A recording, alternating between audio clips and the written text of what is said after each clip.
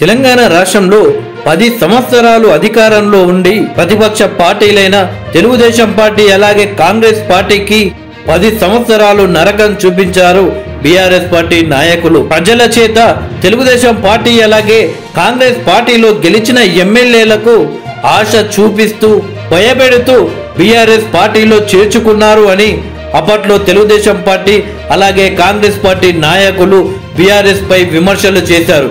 కొందరు నాయకులు లొంగిపోయి భయపడి బీఆర్ఎస్ పార్టీలో చేరినప్పటికీ మరికొందరు నాయకులు మాత్రం ఎత్తిన జెండా దించకుండా పోరాడారు.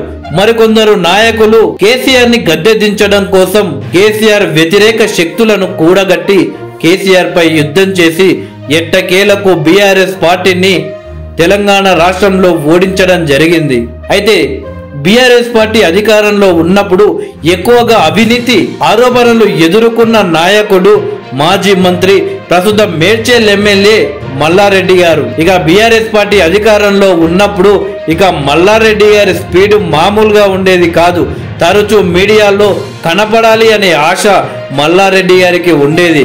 మైకు దొరికితే చాలు ప్రతిపక్ష నాయకులపై సెటైర్లు వేస్తూ విరుచుకుపడేవాడు మల్లారెడ్డి గారు. ముఖ్యమంత్రి రేవంత్ రెడ్డిపై అప్పట్లో నోటికొచ్చినట్లు వాగేవారు మల్లారెడ్డి గారు.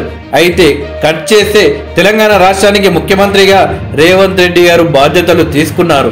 రేవంత్ రెడ్డి గారు సీఎం అయిన తర్వాత మల్లారెడ్డి స్పీడ్ మాత్రం తగ్గిందని చెప్పవచ్చు. పలు సందర్భంలో నాకు రేవంత్ రెడ్డికి ఏం లొల్లి లేదు, మేమిద్దరం కలిసి తెలుగుదేశం పార్టీలో పనిచేసాము అంటూ మీడియాతో చెప్పుకువచ్చాడు.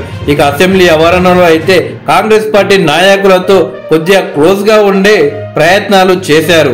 అయితే కొన్ని రోజులు రాజకీయాలకు దూరంగా ఉంటూ మల్లారెడ్డి గారు టూర్లు సైతం వెళ్లడం జరిగింది.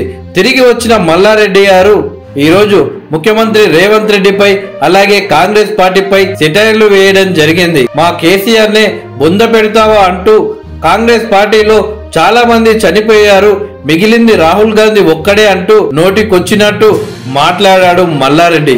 అయితే కాంగ్రెస్ పార్టీ అధికారంలోకి వచ్చిన తర్వాత మొట్టమొదటిగా బీఆర్ఎస్ పార్టీలో ఎవరైనా రాజీనామా చేసి కాంగ్రెస్ పార్టీ లేదా బీజేపీ పార్టీ కండువా కప్పుకుంటారా అంటే అది మల్లారెడ్డి అనే విమర్శలు మల్లారెడ్డిపై చేశారు నెటిజన్లు. త్వరలోనే మల్లారెడ్డి గారు పార్టీ మారబోతున్నట్లు చాలా వార్తలు సైతం వచ్చాయి. అయితే ఈ రోజు మేడ్చల్ నియోజకవర్గంలోని బీఆర్ఎస్ పార్టీ గెలిచిన సందర్భంగా షామీర్పేట మండలం అలియాబాద్ ఎక్స్ రోడ్ లో సీఎంఆర్ కన్వెన్షన్ లో విజయోత్సవ సభ నిర్వహించాడు మాజీ మంత్రి మల్లారెడ్డి గారు. ఈ యొక్క సభలో మల్లారెడ్డి సంచలన వ్యాఖ్యలు చేయడం జరిగింది. నాకు 70కి పైగా వయసు ఉంది, నాకు ఇవే చివరి ఎన్నికలు, ఇక నేను రాబోయే ఎన్నికల్లో పోటీ చేయను అంటూ మల్లారెడ్డి గారు చెప్పడం జరిగింది. ఈ 5 సంవత్సరాలు ప్రజలకు సేవ చేసుకుంటా గతంలో కూడా నేను చాలా సేవ చేశాను, ప్రజలందరికీ తెలుసు, తెలంగాణ మొత్తం తెలుసు మల్లారెడ్డి ఎంత మంచిగా సేవ చేశాడు అని తెలంగాణ ప్రజలు నన్ను ఆశీర్వదించారు, అందుకే మేడ్చల్లో మరోసారి ఎమ్మెల్యేగా చేశారు, ఈసారి కూడా నేను ప్రజలకు మంచిగా సేవ చేసుకుంటా అంటూ మల్లారెడ్డి గారు చెప్పడం జరిగింది. వచ్చే ఎన్నికల్లో పోటీ చేయకుండా రాజకీయాలకు దూరంగా ఉంటానని మల్లారెడ్డి ప్రకటించడం విశేషం. అయితే ఇప్పుడు మల్లారెడ్డి కామెంట్ తెలంగాణ వ్యాప్తంగా వైరల్ గా మారాయి. ఎందుకు మల్లారెడ్డి రాజకీయాలకు గుడ్ బై చెప్పుదామని అనుకుంటున్నాడు? మల్లారెడ్డి గారు భయపడ్డాడా లేక నోరు జారి అలాంటి వ్యాఖ్యలు చేశాడా అనేది అర్థమవ్వడం లేదు.